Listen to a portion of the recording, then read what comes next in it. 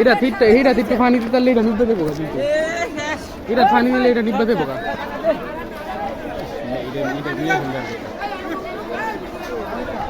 five রে খালি time জাম দিতে হবে এই ফাইভ দিয়ে তুলতে ওঠা অনেক সময় যাবে ফাইভ দিয়ে মেশিন ছাড়া তুলতে তো মেশিন ইয়া করতে করতে তুই শেষ এটা নিব্বা গেছে ভিতরটা নাকি এটা ইয়ে হইতেছে